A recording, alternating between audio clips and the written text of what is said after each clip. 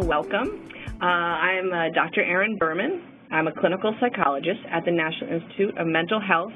It's the intramural program, which is located in Bethesda, Maryland. My specialty, obviously, if you guys are all here today, is on adolescents and children, and primarily how you work with them when they kind of have anxiety that is beyond the norm. As I'll discuss, anxiety is obviously a very normal emotion, and it's one that's very helpful. I'll go over kind of the background, some of the neuroscience behind it, and then obviously the strategies that you can help, that can directly help you and your children. So two notes to make. I guess the main one is that we will be giving a copy of the PowerPoint out after this. Kayleen DeHaut, who helped organize this, will send out an email at the end of the seminar. And make sure, too, as well, that you mute your phones when you're calling in. Okay, so I'll get started because we only have an hour, and this is a wonderfully large topic, and there's obviously a lot of interest today. So, first off, the reason I'll spend a little bit of time here is twofold. One, I'm under the guise of a neuroscience lab, where we're looking at the origins and the circuitry of anxiety disorder, specifically in kids and adolescents, but also the first step to really any intervention when you go to a psychologist, psychiatrist, social worker, whoever your therapist is. Even this is very important for educators who work with children who have anxiety in school, focused on schoolwork, social anxiety, separation anxiety, so leaving their parents, and having difficulty transitioning to the new school year. You start always with having everyone, educators, parents, and the kids understand what is anxiety and where does it come from. As I said at the very beginning, anxiety is incredibly adaptive. It's something we all need to have. If we don't have it, then we may not get up on time in the morning. We may not be motivated to study for an exam. We may not be motivated to fold all that laundry and get everything organized for the next day with kids. So we need a little bit of anxiety. It does drive our behavior. So it's an adaptive feeling, and as we can see there in this picture, this is a classic picture part of the high road and low road model of anxiety and where it comes from by an individual called Joseph Ledoux, L-E-D-O-U-X, if anyone is interested, obviously, in the real nitty-gritty details of this model. But what it did highlight is at some point that we know the amygdala tends to be one of the main centers of anxiety. So in this picture, you can see that circle, there's a blue circle, that's where our amygdala is located. We actually have two, one on either side of the brain, and that is really the part that processes anxiety, but there's obviously other ones. The brain is very interconnected, so we don't want to say it's just one, but this is kind of one of the main players in understanding anxiety and anxiety disorders. So what we can see are there are two roads. The most important thing to understand is there's a very clear image and a very jumbled image. So the upper snake, which you can see, which is right above the amygdala, if you don't have the PowerPoint, I'm sorry right now if you're just listening in, but it's a jumbled kind of image of a snake. And then there is a lower road, which is actually a slower road. So if you can see, images come in through the eyes, obviously, but what's fascinating about visual information is it's processed all the way back to the visual cortex is actually in the back of our head. And even more interestingly, images come in upside down pretty much. They go to the back of the head, they flip around, and then we process them. So that amygdala then processes it and says, oh, that's a snake, we should run. What was found is that there were two ways to process it. There's a very clear way of seeing it and then a jumbled way. That's kind of the way, a lot of you are parents, where, you see something out of the corner of your eye, or your kid's about to fall out of their chair or their swing, and you run and kind of like, you put your arms out. You have a good save, in other words. It's just very quick processing. And all sensory information does go through. You can see there's a thalamus that's even above the amygdala, but there's a visual thalamus, auditory thalamus, so all sensory information that would trigger an anxiety response goes through a thalamus, and then it goes down through the amygdala and down through your body. You can see the two images below the brain. Below the little brain stem is heart rate is talking about, and it's talking about kind of your muscles getting in gear to fight or flight. But what, again, you want to take from this is that there's a very clear picture sometimes of what is scaring us and sometimes not so clear. And what has been found in research is that individuals with anxiety, and specifically anxiety disorders, so excessive anxiety, tend to have a bit of a sensitive amygdala. So it's going off too much of the time, and it may be signaling too much threat when there really isn't threat. We call it a bias towards threat, where individuals, you think about your kids who are socially anxious, who are worried about how others perceive them, how others see them, or sounding dumb. They're the ones that perceive someone's face, maybe it's just even a neutral-looking face, not a smile or a frown, as threatening. And that's what I mean. There seems to be some quick processing, and that's what we are studying with our group at the NIMH. The other part of the brain that I really want to start to talk about is the front of the brain for many reasons. What we want to do when we do things involved with therapy and in improving our ability to cope with anxiety is really engage the front of our brain. That's our executive functioning. It's where we have abstract thinking. I really like the idea of it as the brain CEO. It really takes in all the information from all the different lobes, whether it's visual, whether it's word, and kind of is able to execute or get everything out. It's for future-oriented thinking. It helps you entertain hypothetical situations. And what happens when we're anxious is that base amygdala turns on, and we are not so good at thinking things through. So we really want to be able to engage that more. As you can see, this image, I do like this because it shows you where the fight or flight areas are engaged. And as we said, it's not simply just the amygdala. It's called the subcortical region. There's a thalamus, hippocampus, which is a very interesting structure. We won't go into a lot of details because obviously we want to get right to the interventions, but that's where memory comes from. Brainstem, hypothalamus, immobilizes the body to get it moving, and that is where we get our kind of anxiety and possibly almost our anxiety attacks. As you can see, it's your heart increases, your respiratory rate changes, your muscle tone, you get tense. And this nature of the system, as it says, is to bypass the front of the brain. So when we have too much anxiety, we are not thinking things through. Bottom line, that's what this slide is all about. So what is our first step to an intervention? Let's get right there. We want to educate kids, you guys, parents, educators as well, or anyone who works with them, coaches, and normalize the anxiety. Just by simply explaining this to children, like this is your amygdala, it's going off too much. In these certain situations, help them identify those situations which they might occur. We call them in therapy triggers, but you can simply just call them where their anxiety occurs. But we want to normalize that anxiety. We want them to understand that these feelings are not dangerous, and many times they're helpful, but maybe are happening too often to these kids with anxiety disorders, and maybe at too strong of an intensity for them to ignore. And our job is to help them deal with those feelings. So let them know that they are not the only one. Everyone has anxiety. So one great way, a lot of parents ask me, how do you get your child, some kids will just say, I feel anxious. And some kids won't be able to identify what scares them, and it'll be your job or the therapist or coach or teacher to help you identify that. But really self-disclosing when you felt anxious is incredibly helpful, because then children get to see, oh, okay, so this isn't such a weird thing. I'm not weird, because they all feel weird or different or alone because they're the only ones feeling uncomfortable in a new school. They think everyone else is okay, or feeling scared when they leave their mom and dad. So everyone has anxiety, and many children actually do as well have excessive anxiety. So that is really super, super important as your first step to helping a kid. That will also open the door for them talking to you a lot more and sharing where they feel anxious. I find it incredibly useful as well in therapy to self-disclose small amounts that can help connect with the children. So the other image I really do like to show is that this is a very physiological type of response. So they're not making it up when they have stomach aches, headaches, nausea. All those things are really a product of the brain and this system turning on.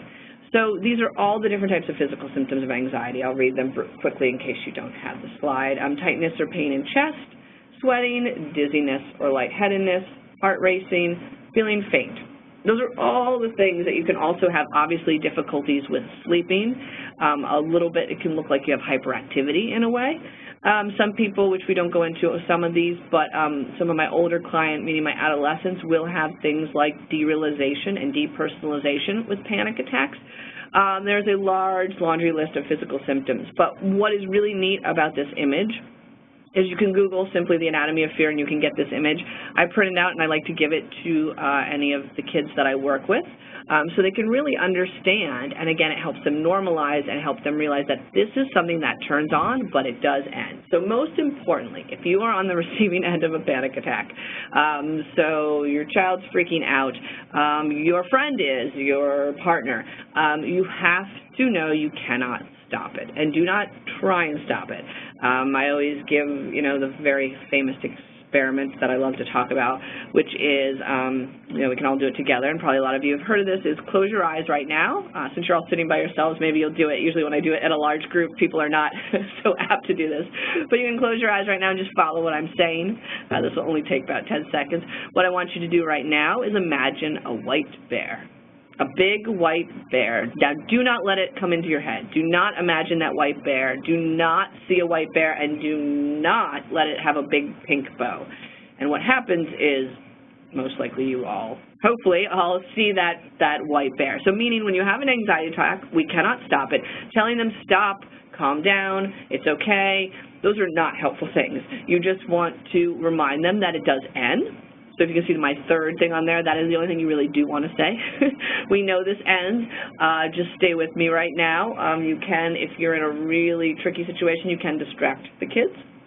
Let's go take a walk. Let's try and, think about something else. But more important, just let them listen. Let them freak out. Be the calming influence. So that doesn't mean saying, it's okay, this will never happen again, you have nothing to be worried about, because they feel worried, so that's invalidating. It possibly could happen again and again, so we don't want to say that. But we don't want to freak out, because if they're panicked and then you're panicked, everybody panics. So really important that it remind them that it ends. I had a session the other evening, same thing, the little girl just started middle school, a lot of stress in the family, and really reported all of a sudden after having a pretty intense day, not a lot of good sleep, just having a panic attack. They usually, in their essence, last 10 to 15 minutes. The real physical symptoms, the kids usually feel like they need to go to the hospital or that they may die as well. So those are the feelings, and you need to just be calm and reassuring in a behavioral way and not using a lot of words. So someone just asked the question, if you can say, are you okay? You could do that. I think, that wouldn't harm them. But we also don't want to bring too much attention to what's going on. We want them to kind of ride the wave. So if it's just a quick check-in and you think the kid will get stuck there, but most likely they'll be like, no, I'm not okay. So, you're welcome to say it. I don't think it's a harmful thing to say at all, but it may increase it a little bit more. We want them to just understand that it does stop. About after 15 minutes. You may still feel anxious for the rest of the afternoon, but those symptoms will end. And no one has ever died of anxiety or an anxiety attack, and you can't stay at that level forever. So, great comments. Thank you.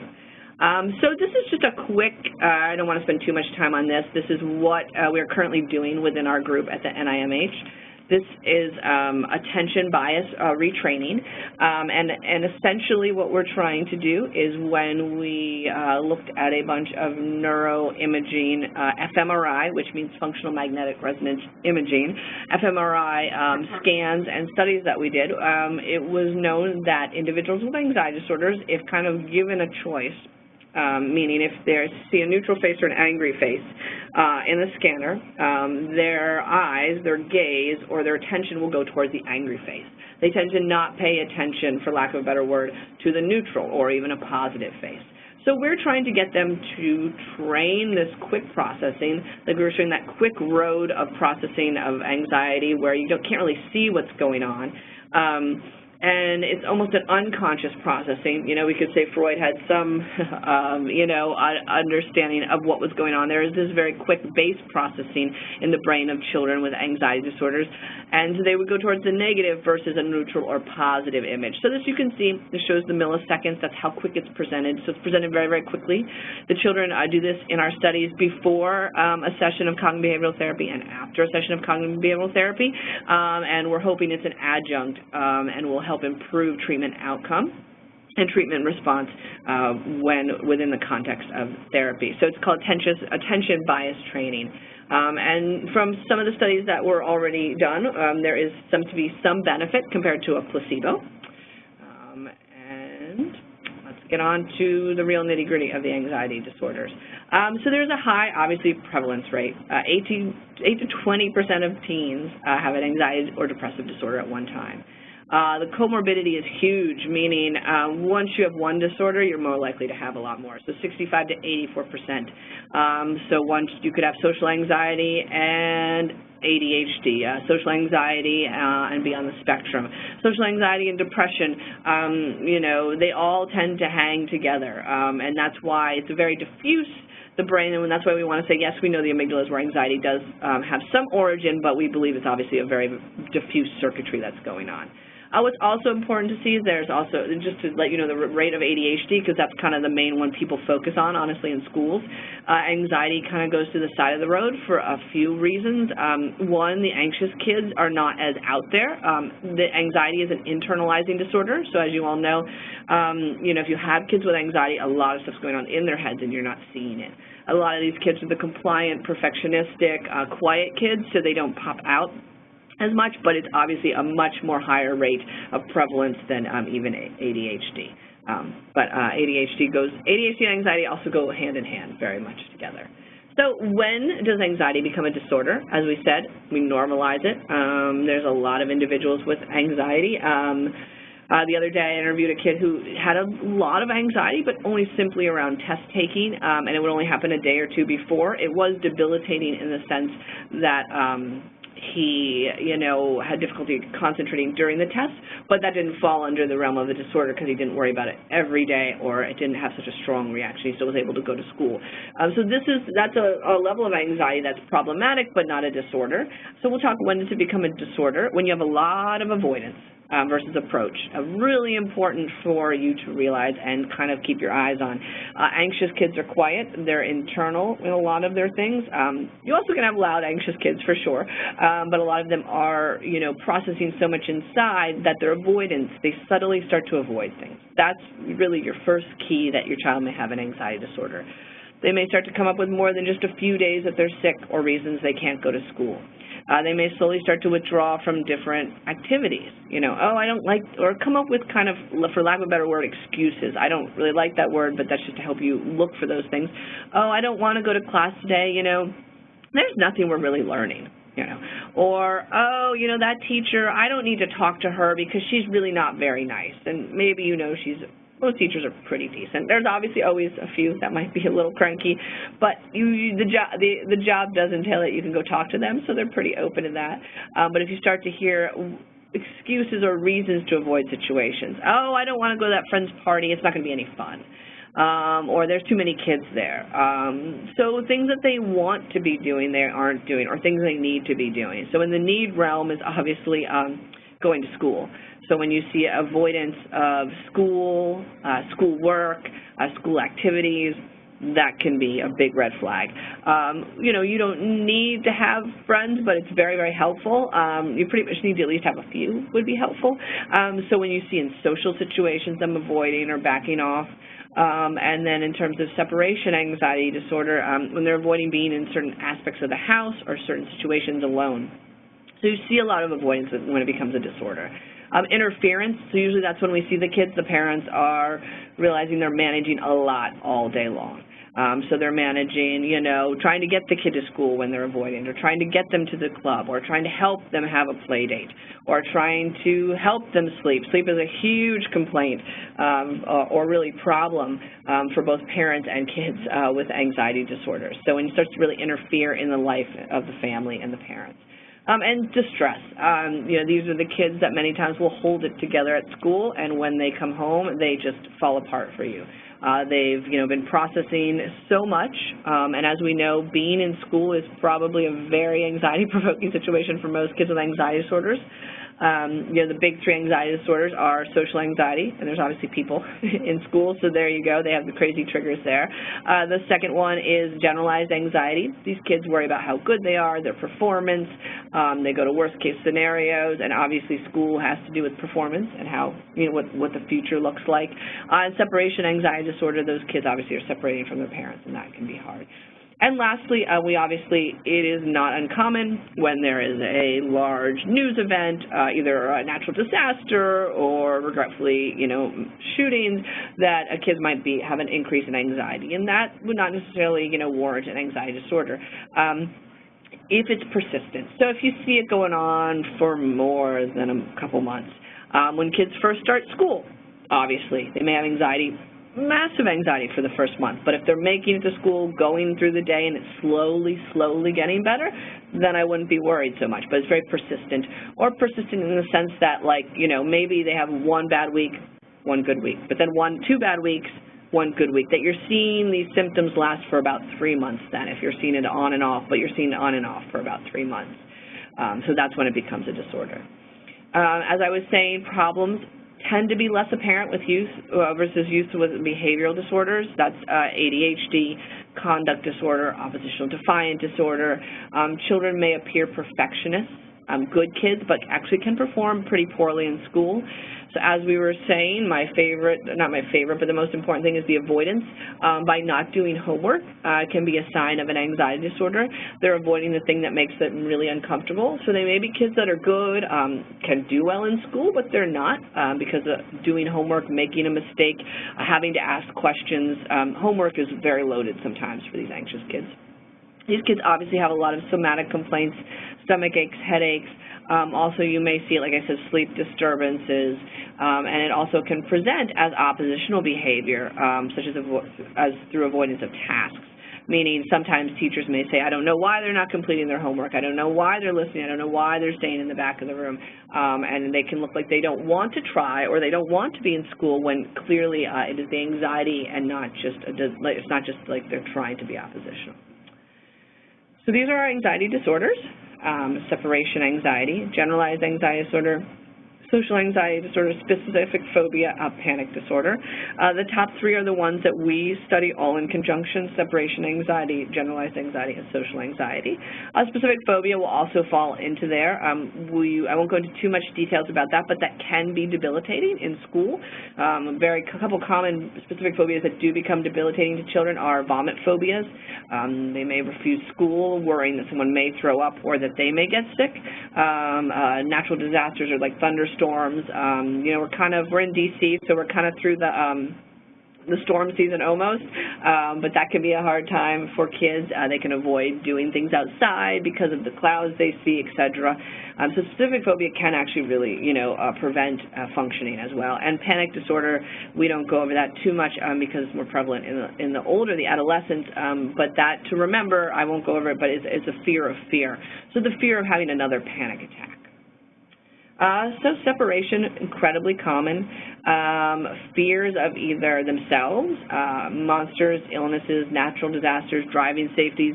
These are the kids that, thank God for the phone, they're very happy about that. They can text mom. They also can see when mom read that text to make sure she's alive, or dad, or grandma, or whoever's kind of their main person they're worried about. They will also be the ones that call, and when you're in a meeting, you will see 3 missed calls because they didn't know where you were. These will also be the kids that follow you around the house. They do not want to go in the basement, and as I always say, not a scary basement, a finished basement, or they won't want to go upstairs and take a shower by themselves or be in their rooms or get dressed. So you can see how this can really impact the family, and it really limits where the child can go. What's important to note, too, is some of these kids, the avoidance gets very tricky. So some of my favorite stories are, there was one little girl, I think she was probably 8 or 9, and make sure, just so you know, I see them as young as 7 or 8 and as old as 18 years old, so you definitely can have that.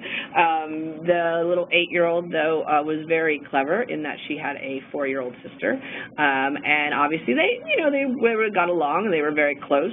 They shared a room, which isn't uncommon. But the 8-year-old eventually convinced the 4-year-old to share the bed with her, and then always I asked her, well, why do you feel safe when she's in there? And she said, well, I put my 4-year-old sister on the outside of the bed because then if the monster comes, it will come and take her first. So they are very clever. They're very on top of it, and they know how to avoid in a very good way. It's effective. Avoidance, obviously, if you are a child, the only way you know how to deal with anxiety is to stay away from what scares you. So why we really want to tackle avoidance. The other way they can avoid things is by never kind of being alone or feeling or tolerating the feeling of anxiety.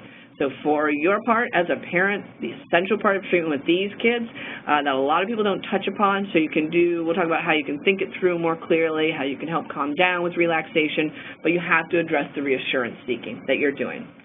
It is very natural as a parent. Your job is to reassure your child that things are okay. However, this is the wrong thing to say, that down there everything is going to be okay. It's completely the wrong thing to say to an anxiety disordered child. It will never quell it. It will never stop it. It will never make it. So we want to put it on them in a good way. So the common reassurance type behaviors that we see in separation, again, the checking in, the looking for reassurance that mom is alive by calling multiple times, by responding to texts on time, I had a wonderful little girl who they were in an apartment, and you still can have separation anxiety. She would call to her mom when she just couldn't see her. Mom, where are you? And she'd have to say all the time, I'm in this room, I'm in that room, and you could still have it in a very small space. Asking safety-related questions. Are you sure you locked the door? How far are you traveling for work? When there's a lot of questions and a lot of checking in, the key is not to say that everything is going to be okay. The key is two things. One, if your kid is doing this a lot, you want to slowly pare down. Okay, I will only be able to answer the question 2 times a day. So if they're constantly asking, is someone going to break in? We don't just cut them off right away and say, I'm never going to answer that question again. You would first say, well, you know what? You seem to be asking about 4 or 5 times today. We'll talk about it twice. And then if they ask the 3rd time, you say, you know the answer. That's one nice way that you could do it. Eventually, though, you would not want to answer it at all. Why? Because I'm sure, as all of you are good parents, you have a safe home for them, bottom line. Obviously, if there's dangers around the home, that's a totally different thing, and it's not separation anxiety. Do not say, trust me, it will all be okay. Don't say, why are you worrying? Again, you have a safe home. There's nothing to be scared of. They're feeling scared. And this last one is more for the generalized anxiety kids, what we'll get to next, the ones that are worried about school and performance. I have to say here 1,000,000 times over that my generalized anxiety kids and my separation kids do not want to hear that it's okay or why you're worrying. They know that intellectually. So your job is to put it on them. You could ask some questions. That's one way to do it. So I guess you're feeling scared. What has happened before? Do you think, what are some other ways you can think about feeling scared right now? And that's where you can help them understand, oh, this is my anxiety, this is a false alarm, or kind of name it then. That would be a really good next step. Name what is going on. Let them know it's an anxiety problem. Kids really do like the analogy of false alarm or broken fire alarm, and that's why we talked at the beginning about really educating them. Getting that step down will allow you to not have to say these types of things.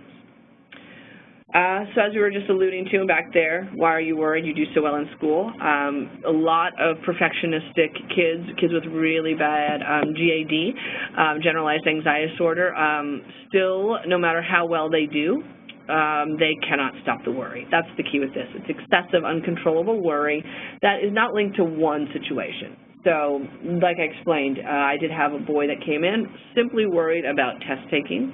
That did not count for generalized anxiety disorder. It was impairing, and I did recommend that he go speak with someone, but it wasn't generalized anxiety. This has to go more than one situation or event. So they usually might worry about how they're performing, how others see them. They're uber conscientious sometimes. They want to please. They're the people pleasers. They want to please everyone. They don't want anyone to be upset. As I said, the range of worry can go from health of family members to tests at school, to future events, to the economy, to the general election. Some of them will be worrying about that probably coming up, to worrying about the ecosystem and the environment, worrying about genetically modified, seeds. I've heard kind of it all recently.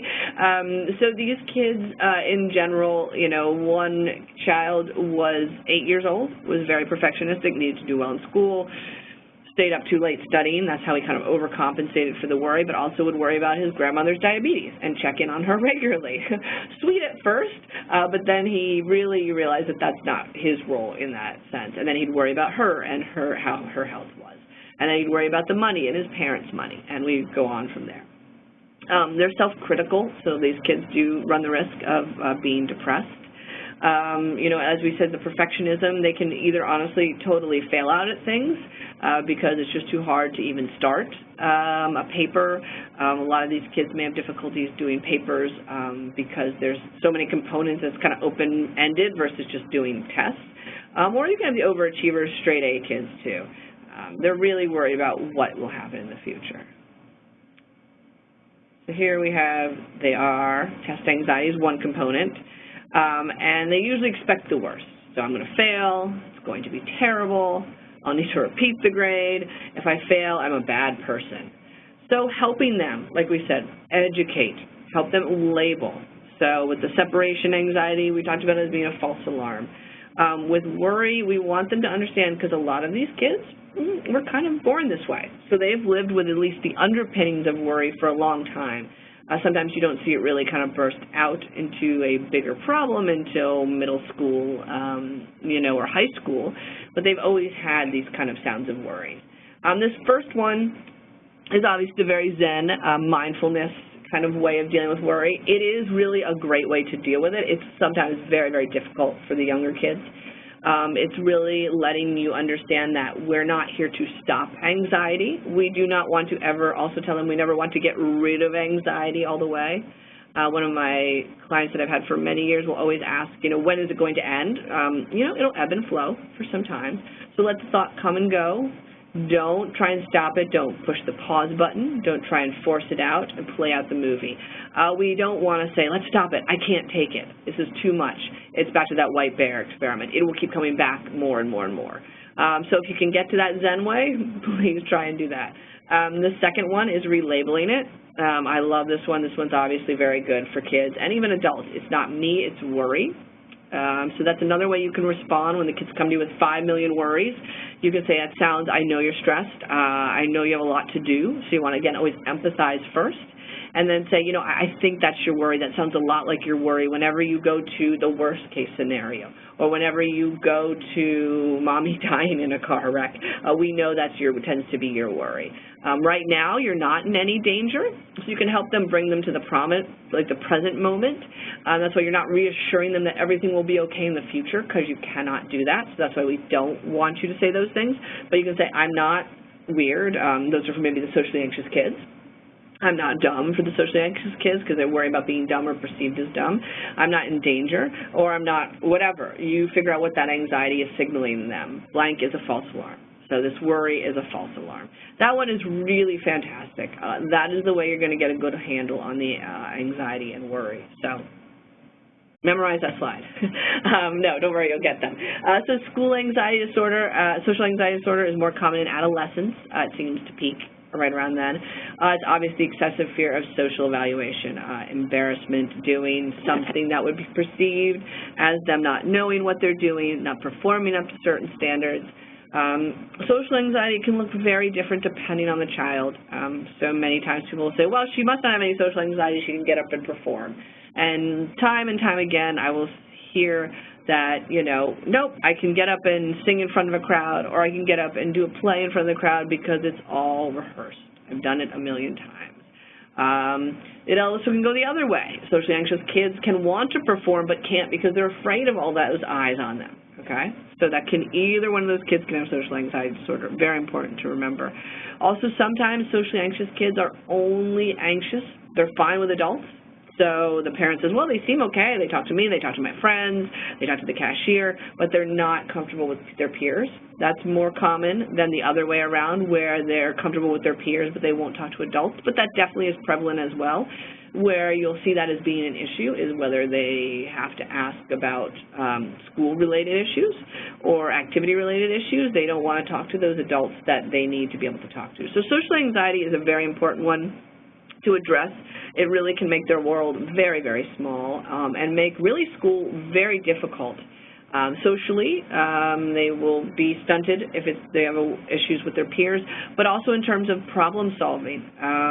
If they can't go to a teacher, they can't ask what they're doing is right or wrong, they'll have a very difficult time moving forward in school. So it's a really good one to kind of nip in the bud. This is, real quickly, some of you may have kids that have both anxiety plus ADHD. You have to do this. So fascinating. You know, I have always been treating individuals with anxiety disorders for actually quite some time. But I've only been a mother for the last, 3 years. And I have to say, the stuff about the anxiety and the stuff that I've learned, that I knew and that works. But what's really important, I think, to know is that paying positive attention to your kids. If you want them to not be as irritable and cranky and non-compliant, which you will get with an anxious kid as well, they don't even necessarily have to have ADHD, that has worked wonders. The other thing that I've learned that's gone in context with doing this type of treatment and having kids get better is any new behavior takes many months to establish. So my daughter went from a crib to a bed. I thought, okay, after 2 weeks, just being consistent, going in there, reminding her to stay in there, it would be fine. It took 3 months. That's about what we say. This treatment actually takes 3 to 6 months.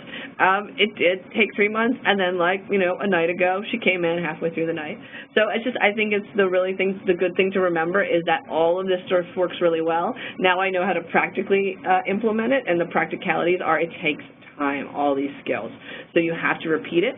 You have to be consistent. You have to be as positive as you can be. But sometimes it's impossible, and that's fair. You can have a bad day. Really important to all kids, but specifically ones with anxiety and ADHD, do not talk too much. Be short and straightforward. Limit the number of tasks if you're asking them to do something or asking them to implement a new skill that you're learning in therapy, one skill at a time. Clear and consistent expectations, and obviously make sure that, sometimes, especially with the ADHD kids, they're going to take even longer. So if it takes 3 months with a kid who doesn't have ADHD, give it 5 months for the ones with ADHD. Then you won't be as frustrated. I wish I could go a whole lecture on how to take care of yourself as a parent, but we're focusing on how you can help your kids today. So what are other good strategies? We talked about educating the kids. We talked about externalizing the anxiety. That means giving it a name.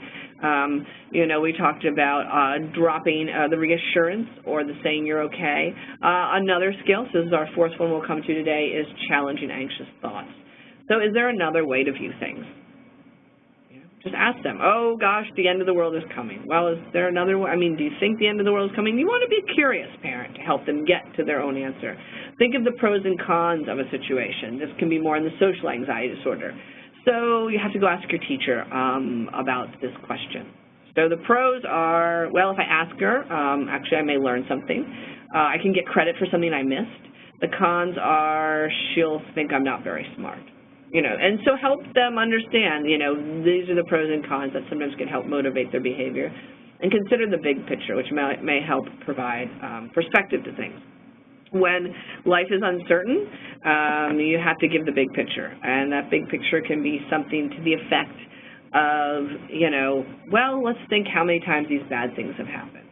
And just have them kind of understand the big, how many times are people really injured in car accidents that and if that is something, so sometimes there are trauma histories, and that you would address a little differently.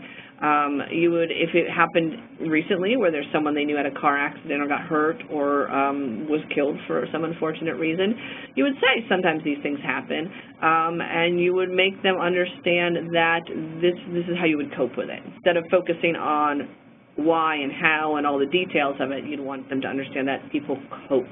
Although when bad things do happen, we can cope, and there's lots of examples you can probably personally give with that.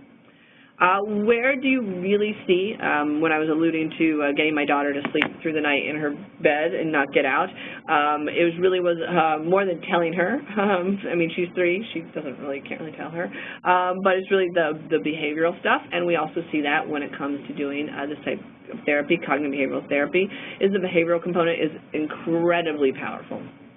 We want the kids to do what scares them. So that would mean if they're a separation kid and they don't want to go upstairs by themselves, at nighttime, we'd start in a very small step.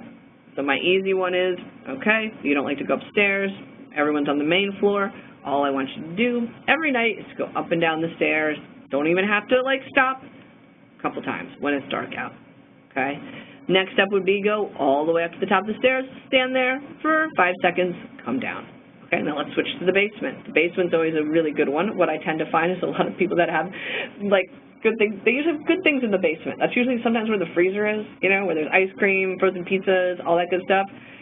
I mean this in a good way. You can kind of, trick them to go down there, tell them, okay, you will have to help out, go down there, and then you'll come up with an ice cream, something like that. I understand, I think having rewards that are inherent in the step are better. So obviously helping out at the house and getting ice cream and bringing it up versus just a basic reward is better. So finding, those type of opportunities are good. Obviously if you are asking the kid to do it, you have to be able to do it, which most parents can. I run into this more issues when there's a specific phobia, like of spiders or bees. A parent might be a little nervous, and so you have to model it first, or as I always say, more importantly, if you have your child in therapy, you want the therapist to at least offer to do it first. Anything I ask them do. So with my socially anxious kids, we do want them to go.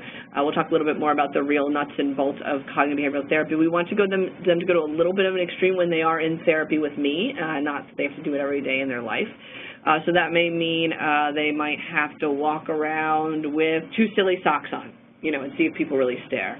Or, the idea is with a socially anxious kid, they're afraid of having eyes on them or people look at them or being perceived as silly. And so I will always do what I'm asking the kid to do. So model it first, or tell them times that you experienced something scary and how you overcame it. Gently encourage them to try new things and new behaviors. So the more you push them to do new things every day, the less and less fear will set in. Let's see, I just want to make sure I have this. Okay. So when you do a fear hierarchy, this is more even for the professionals or individuals that kind of want to try and create it, you want to help the kids, you want to anchor them in how scary things are. If you just say how scary you on a scale of 1 to 10, they're not going to know. I mean, they may say 5 and their 5 may be mine 2 or their 10. So you want them to know that, I use an image, or I tell them 1 means doing their favorite thing like hanging out, playing Minecraft. 10 would be so anxious that you're running or crying, or, if you have a needle phobia, maybe passing out or, throwing up. 5 would be you can do it, but you're starting to feel whatever the physical symptoms that the kid's feeling. So you want them to start to, that's how you create kind of your hierarchy. And this is what I'm just going to show you one because that's going to be easier. So this is for a kid who had separation anxiety disorder, and we found it very difficult for mom to leave any time at all away. And when I say walks the dog, that meant going out to the backyard and coming back. That's why that was a 1. So they put the dog on a leash, the kid stayed in the house, mom walked through the backyard and back. Then the kid, mom stays in the house, or mom actually stayed to the front of the house. The girl went out the back door and walked the dog because she said, oh, it'll be good if I have somebody or something with me. Having mom go to the store for 10 minutes. It was literally a minute away. She stayed home, obviously, with dad, not leaving her by herself. She was a little on the younger side. And mom being gone with no contact for 10 minutes. As I was saying, sometimes that quick text response, some kids really want that quick call or text response. Delaying a text response was a 4 on her scale. Receiving only 1 text a day was a 5 on her scale. Some kids will use a lot of phrases to invoke reassurance. So they'll be like, I love you, and then looking for you to say, I love you back. That may help. So she would say it a lot. She really, letting her only say it once was hard. mom taking a long random walk around the neighborhood, no texting at all for a day, having mom just go out and like have a day on her own. As you can say, number 10, that was very helpful. Mommy was very helpful after that. She was saying she was a prisoner kind of in her own home, but that kind of idea was the top of the hierarchy for this girl. It just shows you, you want to start little. This is kind of how I would do it for, hopefully none of you have spider phobias at the moment, or you're going straight through your hierarchy. Right there, that top one, I always start with, you always start super easy because then the kids feel super accomplished. Like, oh, they're like, I can't look at any picture of a spider. And I was like, well, what if it's a cartoon one? So obviously I show them that one. The next one obviously would be a more realistic cartoon image. The third one, I had a needlephobic kid recently. What we did is obviously we did like a drawing one first that he saw, then a cartoon one, then we brought one in but within the package, and so that's, how you would work with the needlephobia. This is for a spider. Hopefully you're getting kind of the idea. You want to go really, really slow. You don't want to freak the kids out because then they won't feel, they won't feel accomplished, and two, they will run away from you and not do this at all. So this is what we know works pretty darn well. We're still really trying to refine it. That's why we're working on the attention retraining, which is what we do. And obviously lots of other people are looking at different areas of the brain and the different connectivity issues. But what we know from research is that SSRIs do help. Those are drugs that are selective serotonin reuptake inhibitors. They help regulate neurotransmitters, and they're generally well tolerated, and they've been studied fairly well and been around for some time to treat kids and adolescents. Therapy is obviously very important as well. What has been shown research-wise is they compared medication to therapy, and in this case it's cognitive behavioral therapy, to placebo, meaning just a sugar pill, to therapy plus medication, so therapy plus an SSRI. And those studies have found that kind of the best approach, the strongest approach, I guess, would be the combination of medication plus therapy. Obviously, therapy and medication, like alone, just therapy and just medication, also both did equally well. They had about a rate of about 55% to about 63%, and you got a little bit more with combination. Combination is good when you have a child who has difficulty doing the things that need to be done in therapy, so that's where I see medication having a very strong benefit. And so these are the components. You don't want someone just coming in and just chatting about your feelings. You want the kids to learn some bit of skills. So they have to examine their thinking and feeling. As we talked about, educating them, which we talked about, involving the parents and schools. Schools just if it's needed or if you wish. You don't have to involve the schools necessarily, but many times they can be very helpful. So the parents in this case, you don't want to have the kid just go into therapy, talk to the person, and then just leave. You would want to be involved as well. Facing fears, and a therapist more as a coach than an expert. Being an expert will turn everybody off. So you really want to be, and I do always say this whenever I have a kid in here, so I may, go back, I'll look at this hierarchy, and then I'll say, what next I want to do is I want to bring in a real spider, for you to hang out, or I want you to catch a spider. And show it to your mom, and they'll say, well, that's way too much. Don't you think I did well enough? And I always tell them, I always think they do. You have to acknowledge where they are. You are a coach, and a coach never lets the swimmer just say, oh, you're swimming fast enough. You don't need to do any more. You're hitting the ball enough times. They're there to push. So I want to reiterate that it's, we're just trying to push them while they're in therapy to get to as extreme as they can. So when the normal things that pop up during the day happen, they do okay. So this is us. This is the age group we serve, 8 to 17 years old. We don't go below 8, not because anxiety doesn't exist. So that's always a good question I get. People say, well, I have little ones with it. Yes, it's just that we use fMRI research, and it's easier for the older kids to lay still. That's probably pretty much the bottom line. Also, in terms of psychotherapy, the little ones, it's harder to do this type of cognitive behavioral therapy. If you do have a tiny bitty one with it, you would do most of the therapy, so the parent would get coached to helping the kid work through things. The parents would help push the behavioral end of things. Again, if I do get the tiny ones, which, you would do it all pretty much behaviorally and parent educated wise. We have, that's our age range. We provide medical evaluations. We provide psychotherapy. So you can have medication or therapy. And that is usually about 8 to 12 weeks of therapy we give. The participants in our studies, though, because we're interested in the brain, must be medically healthy and not be taking currently any psychiatric medications. So that is one of the limitations of our study, but we want to see what the brain is doing without medication.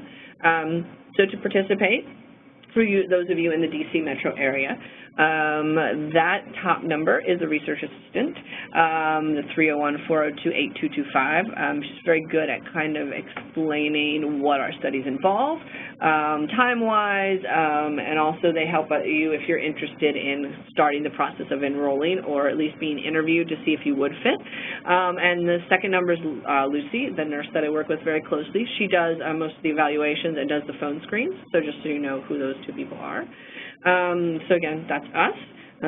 These are general resources, so NIMH, NIH.gov, join a study. So if you're looking also, there are studies on bipolar disorder, mood, so disruptive mood disorder, dysregulation disorder, ADHD, autism spectrum, so you can find all that there.